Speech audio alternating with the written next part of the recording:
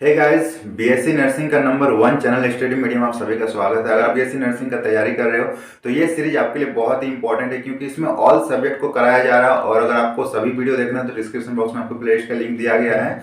और अगर इसका पीडीएफ चाहिए तो हमारे ऐप में मिलेगा, ऐप का भी लिंक डिस्क्रिप्शन बॉक्स में। सभी लोग ऐप को डाउनलोड कीजिए और पीडीएफ को डाउनलोड करके आप अपना तैयारी को और स्ट्रॉन्ग कीजिए। वीडियो को शुरू से अंत तक देखिएगा, तभी आपको समझ में आएगा। चलिए शुरू करते हैं आज का वीडियो। पहला क्वेश्चन से हिपेरिन क्या करता है? हिस्टेमिन निर्माण करता है, ऑप्शन बी रुधिर स्कंदन करता है, ऑप्शन सी फाइब्रोनोजन का फाइब्रिन में परिवर्तन, एंड ऑप्शन डी रुधिर स्कंदन को रोकना। तो हिपेरिन का क्या काम होता है? रुधिर स्कंदन को रोकना। देखो, आपको पता होगा कि ब्लड जब हमारे शरीर में कहीं भी चोट लगती है, कट लगती है, और जहां हमारा जो रक्त वाहिनी कटती है और वायु के संपर्क में आती है तो ब्लड क्या होता है? क्लॉटिंग होना स्टार्ट हो जाता है। ठीक है, बहते हुए ब्लड में एक क्लॉटिंग बनता है, जेली बनता है, और फिर ब्लड हमारा रुक जाता है। लेकिन यही अगर हमारे शरीर के अंदर ब्लड वाहिनियों में, ब्लड वेसल्स में अगर ऐसा होने लगे तो फिर क्या होगा? तो फिर वो एक विकार हो जाएगा। विकार मीन्स वो एक डिजीज होगा, इंसान का जान भी जा सकता है उसमें। तो वो ना हो, इसलिए हमारे शरीर में एक रसायन होता है जिसे हम लोग हिपेरिन के नाम से जानते हैं। ये हिपेरिन क्या करता है? हमारे ब्लड वेसल्स के अंदर ब्लड को जमने से रोकता है। ठीक है, क्योंकि ये ब्लड जो है ना, वो बाहर अगर जम सकता है तो भीतर भी जम सकता है, लेकिन उसको जमने से रोका जाता है इस हिपेरिन की वजह से, इसलिए अंदर नहीं जम पाता है। चलो नेक्स्ट क्वेश्चन से, रक्त की अम्लीयता का हृदय गति पे क्या प्रभाव पड़ेगा? ऑप्शन ए बढ़ेगी, ऑप्शन बी घटेगी, ऑप्शन सी कोई प्रभाव नहीं पड़ेगा, ना ऑप्शन डी में से कोई नहीं। तो correct answer is option A, बढ़ेगी। अगर पीएच वैल्यू हमारा ब्लड का जो है ना वो घटेगा तो ब्लड जो हमारा हृदय है ना उसकी गति बढ़ेगी। ऐसा क्यों होगा? क्योंकि आपको पता होगा ब्लड का जो पीएच वैल्यू होता है वो अप्रोक्सीमेटली 7.4 होता है, या फिर इसको 7.35 से 7.45 तक इसको कैलकुलेट किया जाता है। ठीक है, इस रेंज में ये होता है। तो ये जो पीएच वैल्यू है, इस पीएच वैल्यू में जो हमारा हृदय गति है ना वो नॉर्मल रहता है। ठीक है, वो सफिशिएंटली वर्क करती है। लेकिन अगर इसका पीएच वैल्यू इससे थोड़ा भी डाउन हो जाए तो हृदय पे एक प्रेशर जनरेट होगा। प्रेशर जनरेट कैसे होगा? कि अगर ये अम्लीय हो जाती है, ठीक है, अगर ये एसिडिक हो जाती है तो उसमें एक प्रेशर जनरेट होगा, और उसका प्रेशर जो है ना वो हृदय गति को इंक्रीज करेगा। ओके, इसलिए अगर अम्लीयता हो जाती है ब्लड में तो हृदय गति बढ़ जाती है, और ज़्यादा अम्लीयता होगा तो और ज़्यादा बढ़ेगा, और इससे हृदय घात भी हो सकता है और इंसान की मौत भी हो सकती है। तो इसलिए हम लोग का जो ब्लड है ना उसका जो पीएच वैल्यू है उसको हमको मेंटेन रखना पड़ता है। ठीक है, चलो नेक्स्ट क्वेश्चन की ओर बढ़ते हैं। नेक्स्ट क्वेश्चन से, रुधिर में रासायनिक संतुलन में सहायक अंग कौन सा है? ब्रिक, यकृत, अग्नाशय, या फिर ए और बी दोनों? तो देखो, रुधिर में जो रासायनिक संतुलन होते हैं वो बहुत तरीके से होते हैं, बहुत तरीके से होते हैं। पहला देख लो, अगर हम ऑप्शन ए पे जाते हैं ब्रिक, तो ये सफिशिएंट नहीं होगा, क्योंकि ब्रिक का तो बहुत काम होता है रासायनिक संतुलन में मदद करने में। जैसे कि रुधिर में मान लीजिए बहुत सारे टॉक्सिक एलिमेंट हैं, टॉक्सिक एलिमेंट है तो उसको रिलीज करना, उसको सेपरेट करना ब्लड से, ये तो ब्रिक का काम है। ठीक है, उसके बाद कुछ यूजफुल एलिमेंट है, जैसे कि कुछ पोषक तत्व हो गए, कुछ विटामिन हो गए, वो अगर ब्लड में यहाँ से मतलब निकलने वाला होता है तो उसको छान के वो रक्त वापस एब्जॉर्ब कर लेता है, रीएब्जॉर्ब कर लेता है, और फिर जो ब्लड में पानी होता है ना उसको भी रीएब्जॉर्ब कर लेता है। तो इसलिए ब्रिक तो बहुत ही अच्छा काम कर रहा है, एक रासायनिक संतुलन को मेंटेन करके रख रहा है। ठीक है, और ब्रिक जो है ना ये पीएच वैल्यू को भी मेंटेन करता है, ये आप याद रखना, पीएच वैल्यू को भी मेंटेन करता है। लेकिन यहाँ पे इसके साथ साथ यकृत का भी कुछ कम रोल नहीं है। ये क्या करेगा? ये जो है ना अमोनिया जो है ना, अमोनिया जो है उसको यूरिया में कन्वर्ट करेगा। ठीक है, अमोनिया जो है उसको यूरिया में कन्वर्ट करेगा। आपको पता है अमोनिया जो होता है वो ज़्यादा टॉक्सिक होता है, अमोनिया जो होता है वो ज़्यादा टॉक्सिक होता है, तो उसको क्या करेगा? यूरिया में कन्वर्ट कर देगा। और कुछ यूरिक अम्ल भी होते हैं जिसको भी ये कन्वर्ट कर देता है। मतलब जितने भी हार्ड टॉक्सिक एलिमेंट होते हैं उसको ये सॉफ्ट टॉक्सिक एलिमेंट में कन्वर्ट कर देते हैं। ठीक है, जितने भी हार्ड टॉक्सिक एलिमेंट होते हैं जो ज़्यादा जहरीला होता है उसको ये कम जहरीला में कन्वर्ट कर रहा है। ठीक है, यूरिया का निर्माण कौन करेगा? तो यकृत ही करेगा।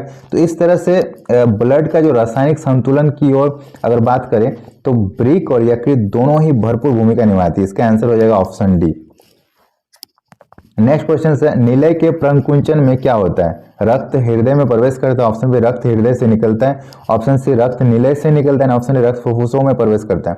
सो correct answer is option C, रक्त नीलय से निकलता है। देखो ये मान लो हमारा हृदय है, ठीक है, ये 4 चैम्बर वाला है। अगर हम लोग मान लीजिए राइट वाला काम लेते हैं, तो ये हमारा आर्टरी हो गया, ठीक है, ये अलिंद हो गया, ये नीलय हो गया, ओके, ये नीलय हो गया। अब यहाँ पे देख लो 2 कपाट होते हैं, यहाँ भी एक कपाट होता है, यहाँ भी एक कपाट होता है। एक का नाम होता है बाइकॉस्पिड, दूसरा का नाम होता है ट्राइकॉस्पिड, ठीक है। एक में 2 वाल्व होते हैं, एक में 3 वाल्व होते हैं। 3 वाल्व क्यों होते हैं? वहां पे ज्यादा प्रेशर जनरेट होता है, और 2 वाल्व इसलिए होते हैं जहाँ वहां पे कम प्रेशर जनरेट होता है, ओके। अब मान लीजिए ब्लड यहाँ पे हमारा ब्लड है, ठीक है, तो नीलय प्रकुंचित होगा। नीलय अगर प्रकुंचित होगा तो ब्लड क्या करेगा, यहाँ से बाहर निकलेगा, ठीक है, ब्लड यहाँ से बाहर निकलेगा और हमारे शरीर के सभी ऊतकों तक पहुंचेगा। तो यही पूछा गया कि जब भी नीलय प्रकुंचित होगा तो रक्त नीलय से बाहर निकलता है, ओके, नीलय में बाहर निकलेगा। नेक्स्ट क्वेश्चन से, निम्नलिखित की उपस्थिति के कारण रुधिर वाहिनियों में रुधिर स्कंदन नहीं होता है। तो रुधिर स्कंदन नहीं होता, इसकी वजह से हिपेरिन, फाइब्रिनोजन, विटामिन के, थ्रोम्बिन। तो इसका करेक्ट आंसर हो जाएगा ऑप्शन है हिपेरिन। हिपेरिन क्या करते हैं, वाटर जो हमारे ब्लड को अंदर जमने नहीं देता है। नेक्स्ट क्वेश्चन से, विटामिन के का क्या काम है? विटामिन के का क्या काम है? रक्त में कैल्शियम तथा फास्फोरस का नियंत्रण, ऑप्शन बी कार्बोहाइड्रेट उपापचय, ऑप्शन सी रुधिर स्कंदन एंड ऑप्शन डी सुरक्षा। तो इसका करेक्ट आंसर हो जाएगा ऑप्शन सी रुधिर स्कंदन। देखो अभी हमने बोला कि जो है विटामिन हिपेरिन जो है वो ब्लड को जमने नहीं दे रहा है, और विटामिन के जो है वो रुधिर स्कंदन कर रहा है। मतलब ये सब क्या है, कुछ लोग स्कंदन करने के फेवर में होते हैं और कुछ उसके होने नहीं देने के फेवर में होते हैं। तो उसमें से एक विटामिन जो होता है वो विटामिन के भी उन्हीं का रोल प्ले करता है, ठीक है। तो अभी आप पूरा जान लो कि ये ब्लड कोगुलेंट होता कैसे, ठीक है। तो अगर मान लीजिए सामान्य ऊतक अगर आपका टूट फूट जाता है, रक्त वाहिनियों से रक्त बहने लगता है, तो रक्त वाहिनियां संकुचित होकर रक्त का प्रभाव को धीमा कर देती है, ठीक है। अगर छोटा मोटा टूटता है तो रक्त वाहिनियां क्या करती है, संकुचित होकर उसके प्रभाव को धीमा करके उसको रोक सकती है। अगर रक्त का थक्का बनने के दूसरे चरण में अगर हम देखें तो इसमें क्या होगा, मतलब जो ब्लड वेसल्स है वो संकुचित होकर भी उसको उसके प्रभाव को रोक नहीं पा रही है, तो क्या होगा, तो उस टाइम क्या होगा, जो हमारे प्लेटलेट्स है ना वो रक्त वाहिनियों से बाहर निकलेगा, ठीक है। जो जितने भी प्लेटलेट्स है वो रक्त वाहिनियों से बाहर निकलेगा, और बाहर निकलने के बाद वो फूलने लगेगा, वो आपस में फूल कर आपस में संयोजी ऊतक के कोलेजन में चिपक जाएंगे, ठीक है। ये याद रखना, संयोजी ऊतक के कोलेजन में चिपक जाएंगे, कोलेजन में ये जाके चिपक जाएंगे, ठीक है, कोलेजन में चिपक जाएंगे। और लगभग 1 मिनट में एक प्लेटलेट्स का प्लग बनाकर रक्त वाहिनियों के टूटे या कटे फटे छिद्र को बंद कर देंगे, ठीक है। जितने भी ब्लड वाहिनियां में जितना भी टूटा हुआ है कटा फटा छिद्र है, वहां पे ये जो प्लेटलेट्स का जो हमारा चिपका हुआ प्लेटलेट्स वहां पे जाके उसको बंद कर देंगे, और इस प्रक्रिया से हमारा जो है ना ब्लड क्लॉट बहना बंद हो जाएगा। और इस प्रक्रिया को क्या बोला जाता है, प्लेटलेट्स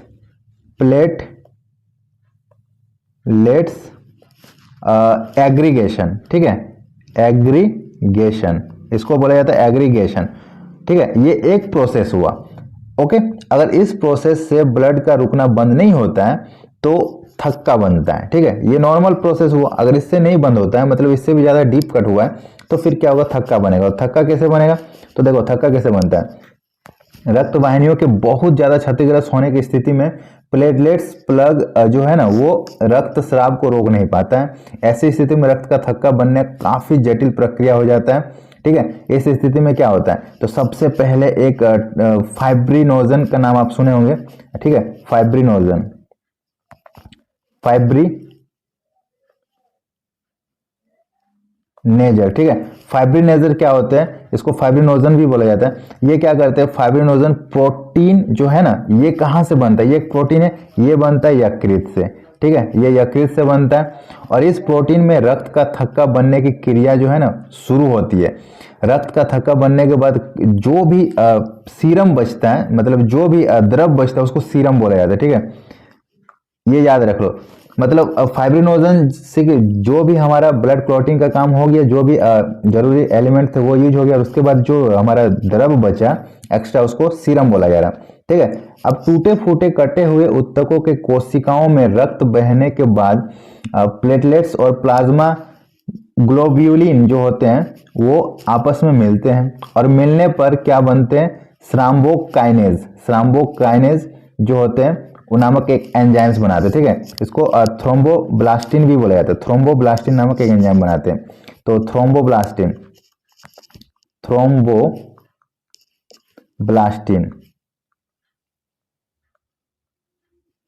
थ्रोम्बोब्लास्टिन नामक एक एंजाइम्स बनाते हैं। फिर ये जो थ्रोम्बोब्लास्टिन, अब देखो क्या होगा, प्लेटलेट्स एंटी हीमोफिलिक फैक्टर और थ्रोम्बोकाइनेज के साथ मिलकर थ्रोम्बोब्लास्टिन बनाएगा। ठीक है, ये जो बनाएगा ना, ये कौन कौन बनाएगा, प्लेटलेट्स और एंटी हीमोफिलिक फैक्टर मिलके इसको बनाएगा। ओके, इसके बाद मायोप्लास्टिन रक्त में मौजूद कैल्शियम ब्लड, अब देखो यहाँ पे कैल्शियम फैक्टर भी आ रहा है, कैल्शियम जो है ना वो ब्लड फैक्टर तथा प्लाज्मा में स्थित प्रोथ्रोम्बिन से मिलकर एक नया पदार्थ में बदल जाएगा। ठीक है, अब कैल्शियम और प्रोथ्रोम्बिन मिल के क्या बनाएगा, कैल्शियम और प्रोथ्रोम्बिन जो है वो मिल जाएगा और फिर बनाएगा थ्रोम्बिन, ठीक है। अब थ्रोम्बिन क्या करेगा, थ्रोम्बिन भी एक सक्रिय एंजाइम है जो प्लाज्मा में मौजूद फाइब्रिनोजन नामक प्रोटीन के साथ क्रिया करके अघुलनशील तत्वमय पदार्थ का निर्माण करेगा। ठीक है, अब ये जो है ना थ्रोम्बिन, ये क्या करेगा, फाइब्रिनोजिन जो है उससे मिल के क्या बनाएगा, फाइब्रिन बनाएगा।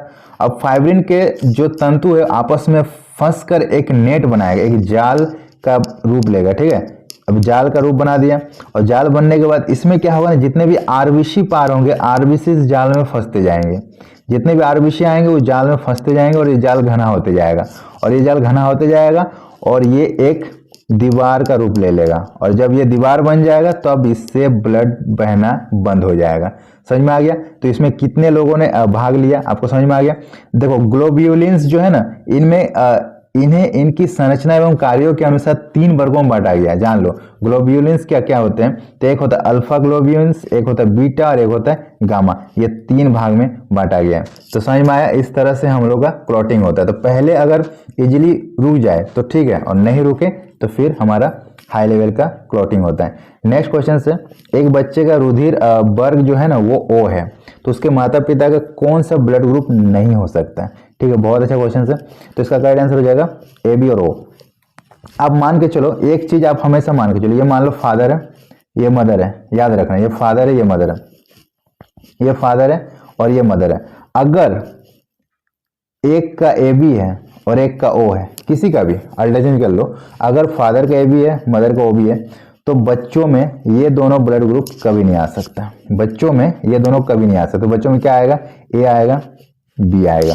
ओके, A आएगा, B आएगा, लेकिन AB नहीं आएगा, O नहीं आएगा। ओके, अब इसी को रिवर्स करो, बच्चे में, चाइल्ड में अगर O आया हुआ है, चाइल्ड में अगर O आया हो, इसका मतलब कंफर्म है कि उसके जो फादर और मदर है उन दोनों में किसी का भी O नहीं होगा और किसी का भी A भी नहीं होगा। ठीक है, ये बात आपको समझ में आया। अगर चाइल्ड का O है तो फादर में कंफर्म है O नहीं होगा और A भी नहीं होगा, यही चीज यहाँ बोला गया। देखो फादर में A भी है, मदर में O, तो बच्चों में A और B आ रहा है। ठीक है, तो यहाँ पे फादर में क्या आएगा, A और B आएगा, सिंपल सी बात है। तो ये वेरी इंपॉर्टेंट है कि अगर किसी एक का भी O आ गया ना या फिर A भी आ गया, तो उसका बाद वाला जनरेशन में वो नहीं आएगा, ये एक जनरेशन छोड़ के होती है। समझ में आ गया। नेक्स्ट क्वेश्चन है, संपूर्ण जंतु के हृदय में तंत्रिका न्यास मुख्य रूप से क्या करता है। हृदय स्पंदन का आरंभन, ऑप्शन बी हृदय स्पंदन नियमन, ऑप्शन सी केवल एसिटिल कोलिन का मोचन, या फिर केवल एड्रिनेलिन का मोचन। तो इसका करेक्ट आंसर हो जाएगा ऑप्शन बी हृदय स्पंदन का नियमन। चलो नेक्स्ट क्वेश्चन के ऊपर बढ़ रहे हैं। नेक्स्ट है, यकृतिक पोर्टल प्रणाली आरंभ होती है, ऑप्शन ए पाचन तंत्र के यकृति पर तक, ऑप्शन बी वृक्क से यकृत तक, ऑप्शन सी यकृत से हृदय तक, एंड ऑप्शन डी हृदय यकृत से वृक्क तक।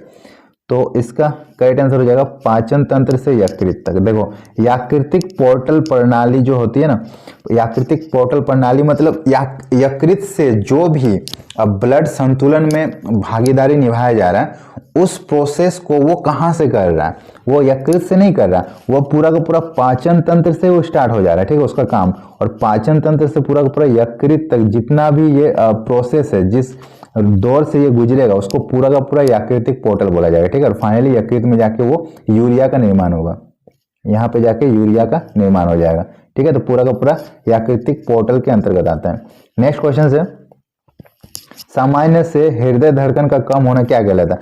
अगर आपका हृदय धड़कन मान लीजिए 72 बार है पर मिनट, ओके।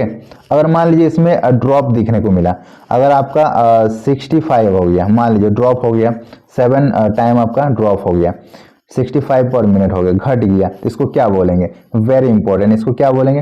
तो इसको बोला जाएगा ब्रेडिकार्डिया। ठीक है, ब्रेडिकार्डिया मीन्स जो नॉर्मल हृदय धड़कन होती है उससे कम हो जाना ब्रेडिकार्डिया कहलाता है। नेक्स्ट क्वेश्चन से, यदि नवजात शिशु के शरीर से शल्य क्रिया द्वारा थाइमस ग्लैंड को हम लोग हटा देंगे, ठीक है, तो किसका बनना प्रभावित होगा? थाइमस ग्लैंड से क्या बनता है? तो थाइमस ग्लैंड से जो बनता है वो टी लिम्फोसाइड, टी लिम्फोसाइड।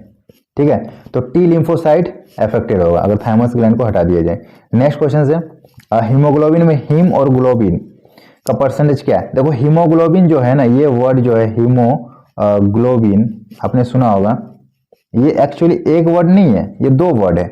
ये हीम और ग्लोबिन से मिलकर बना है। देखो हीम क्या है? हीम क्या है? ये एक पिगमेंट है, वर्णक है, ये एक वर्णक है। ठीक है, और ये क्या है? ये एक प्रोटीन है, ये एक प्रोटीन है। अब ये वर्णक है, वर्णक मीन्स क्या होता है? पिगमेंट मीन्स क्या होता है? जो रंग देता है, कलर देता है। ये पूरा का पूरा ब्लड को रंग देता है। ठीक है, ये पूरा पूरा ब्लड को रंग देता है और इसका रंग क्या होता है? लाल होता है। ठीक है, तो हीम की वजह से ब्लड का जो रंग होता है वो लाल होता है, और ग्लोबिन जो होता है वो प्रोटीन होता है। प्रोटीन जो होता है वो ब्लड में जितने भी प्रोटीन पाए जाते हैं, जैसे एल्ब्यूमिन हो गए ना, जितने भी प्रोटीन पाए जाते हैं वो ग्लोबिन के अंश होते हैं। ठीक है, अब देखो इनका परसेंटेज होता है। अब मान लो 100% हीमोग्लोबिन है, उसमें से हीम कितना होगा, ग्लोबिन कितना होगा? तो 100 में 4 जो है ना, 4% हीम हो जाएगा और 96% ग्लोबिन होगा। ठीक है, और ये दोनों मिलके हीमोग्लोबिन बनाते हैं 100%। तो हमारा जो कलर होता है, जो पिगमेंट होता है वो 4% होता है। तो रेशियो क्या हो जाएगा? ऑप्शन है 4:96। नेक्स्ट क्वेश्चन से, यदि प्लीहा को शरीर से बाहर निकाल दिया जाए तो ब्लड का जो प्लेटलेट्स की संख्या में क्या फर्क पड़ेगा? प्लीहा, स्प्लीन, स्प्लीन को अगर हम लोग निकाल दे तो क्या फर्क पड़ेगा? प्लेटलेट्स, तो प्लेटलेट्स जो है ना घट जाएगी। देखो स्प्लीन जो है ना, इसको बोला जाता है, इसको क्या बोला जाता है? इसको बोला जाता है आरबीसी का कब्रिस्तान। आरबीसी का कब्रिस्तान, आपको पता होगा आरबीसी आपका जो है ना लाल बोन मैरो पे बनता है, लाल अस्थि मज्जा पे बनता है, और जाके मरता कहाँ पे? स्प्लीन पे जाके वो मर जाता है। ठीक है, स्प्लीन पे जाकर मर जाता है, इसलिए इसको आरबीसी के कब्रिस्तान बोला जाता है।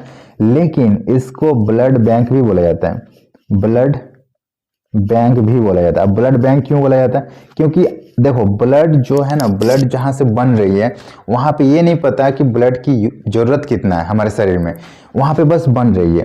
जब वहां पे एक्सेसिव ब्लड बन जा रही है, वहां पे जब एक्सेसिव प्लेटलेट्स बन जा रही है, ब्लड में क्या मिलेगा? प्लेटलेट्स मिलेगा, आरबीसी मिलेगा, डब्ल्यूबीसी मिलेगा।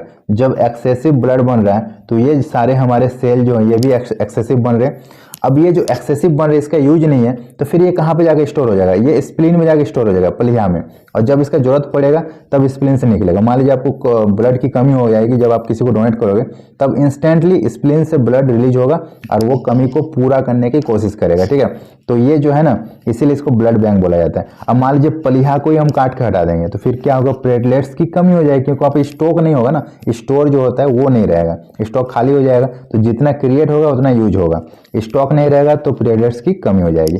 नेक्स्ट क्वेश्चन है, ऐसे गुंडी को उद्दीपित करता है, इसको क्या बोला जाता है? इसको बोला जाता है एस ए नोड।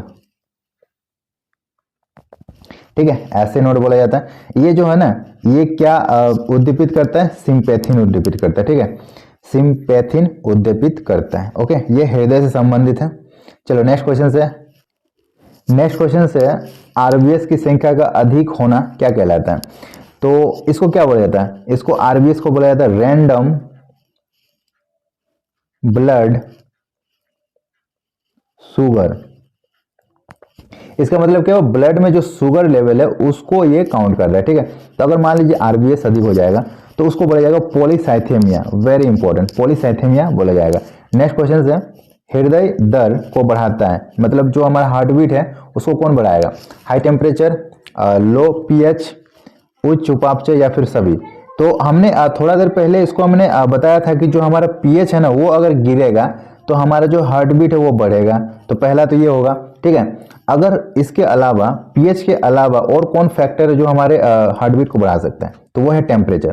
टेम्परेचर अगर बढ़ेगा टेम्परेचर अगर बढ़ेगा तो हमारा हार्ट बीट बढ़ेगा। जब गर्मी के दिन में देखना आपका हार्ट बीट बढ़ जाता है, क्योंकि गर्मी बढ़ती है तो हार्ट बीट बढ़ जाता है, ठीक है। उच्च उपापचय मेटाबॉलिज्म जब बढ़ेगी तो भी आपका हार्ट बीट बढ़ेगा। तो इसका करेक्ट आंसर हो जाएगा ऑप्शन डी। पीएच के साथ साथ टेम्परेचर और उपापचय भी डिपेंड करता है हार्ट बीट को बढ़ाने के लिए।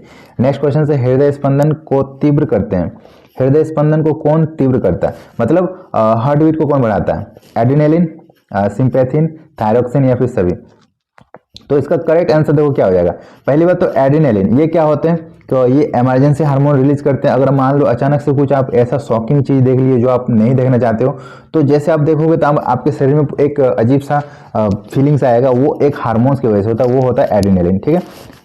ये जो हार्मोन्स होता है ना, ये रिलीज होता है और तुरंत फिर गायब हो जाता है।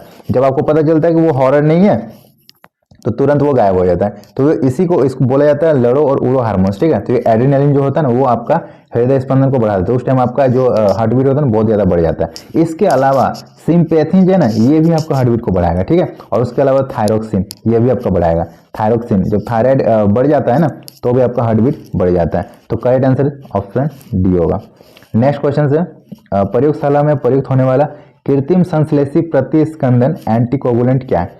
अब मान लीजिए जैसे कि आपने लैब में आपने जाके अपना ब्लड डोनेट किया, ठीक है। डोनेट नहीं, आपने कोई टेस्ट कराने के लिए ब्लड सैंपल दिया, ब्लड सैंपल कलेक्ट हुआ, ठीक है। ब्लड सैंपल कलेक्ट होने के बाद उसको क्या करेगा, जब वो एनालाइज होगा, जब वो डायग्नोस होगा, उससे पहले उसको कुछ देर तक उसको लैब में रखा जाएगा, ठीक है। जैसे कि आज ब्लड सैंपल लिया गया और आपको बोला जाएगा रिपोर्ट आपको कल मिलेगी, तो कल तक ये ब्लड को रखा जाता है। अगर इस ब्लड को रखेंगे तो ये तो क्लॉटिंग हो जाएगा ना, जैसे कि ब्लड हमारे शरीर से बाहर निकला कि क्लॉटिंग होना शुरू, तो ये तो क्लॉट हो जाएगा। लेकिन जो लैब में रखा जाता है ना, वहां पे क्लॉट नहीं होता है, क्योंकि वहां पे कुछ इसके साथ रसायन मिलाया जाता है। ओके, तो क्या मिलाया जाता है? तो पहला जो है ना, पोटेशियम ऑक्सलेट मिला दिया जाता है। पोटेशियम ऑक्सलेट मिलाने से ब्लड क्लॉटिंग नहीं होता है, ठीक है। दूसरा, सोडियम साइट्रेट मिला दिया जाता है। सोडियम साइट्रेट मिलाने से भी ब्लड क्लॉटिंग नहीं होता है। और तीसरा, EDTA मिलाया जाता है। ये तीनों अगर आप मिलाओगे ना, तो आपका ब्लड क्लॉटिंग कभी नहीं होगा। तो इसलिए इसका आंसर हो जाएगा ऑप्शन डी, सभी। और जो हमारा इंटरनली जो हमारा काम कर रहा है ना, वो हम लोग एक्सटर्नली हमने बना लिया। ये हमारा कृत्रिम रूप से ब्लड को क्लॉटिंग नहीं होने देगा। इंटरनली कौन कर रहा है? हिपेरिन। हिपेरिन जमने नहीं दे रहा। तो ये सारा का सारा फंक्शन जो है ना, ये हिपेरिन का ही है, ठीक है। हिपेरिन का ही। और ये हमने कैसे बनाया? हिपेरिन की मदद से। हिपेरिन क्या करता है वो हमने पता किया और फिर हमने ये रसायन तैयार कर लिया। नेक्स्ट क्वेश्चन से, धमनियों व शिराओं में रक्त का जो पीएच वैल्यू होता है वो क्या होता है? धमनियों और शिराओं में क्या अंतर होता है? तो देखो, धमनियों में क्या हो जाएगा, पीएच वैल्यू जो होगा ना, धमनियों में अधिक होगा पहली बात, और शिराओं में कम। क्यों? क्योंकि अभी हमने बताया कि पीएच वैल्यू जो है ना, पीएच वैल्यू जो है वो आपका प्रेशर पे डिपेंड कर रहा है, ठीक है। नेक्स्ट क्वेश्चन से, इनमें से कौन ग्लाइकोलाइसिस और क्रेब्स चक्र के बीच के माध्यमिक यौगिक कहलाता है? तो देखो, ग्लाइकोलाइसिस और क्रेब्स चक्र बीच में जो हमारा होता है वो क्या होता है? तो वो होता है एसिटिल कोलिन, ठीक है। एसिटाइल को एंजाइम, इसको को एंजाइम बोला जाता है, एसिटाइल को एंजाइम। ये जो होता है ना, ग्लाइकोलाइसिस और क्रेब्स चक्र के बीच की कड़ी होती है, ठीक है। और यहाँ पे जो एसिटाइल को एंजाइम्स जो होता है वो ग्लाइकोलाइसिस के थ्रू जो है ना, क्रेब्स चक्र में मदद करता है, ठीक है। तो ये इसके बीच की कड़ी होता है। ओके, वीडियो अगर पसंद है तो लाइक कीजिएगा, सभी के साथ शेयर कीजिएगा और चैनल को सब्सक्राइब जरूर कीजिएगा। और तैयारी को अच्छे से करना है तो हमारे ऐप के साथ जुड़ जाइए, वहां पे आपको पेड कोर्स मिल जाएंगे बहुत ही सस्ते में। और अगर PDF डाउनलोड करना है तो वो भी आपको ऐप में ही मिलेगा, बहुत ही शानदार। वो भी पढ़ लेते हो तो एक भी क्वेश्चन नहीं छूटेगा, जिसका लिंक हमने डिस्क्रिप्शन बॉक्स में दे रखा है। और ये मिलते हैं नेक्स्ट वीडियो में, तब तक के लिए बाय बाय।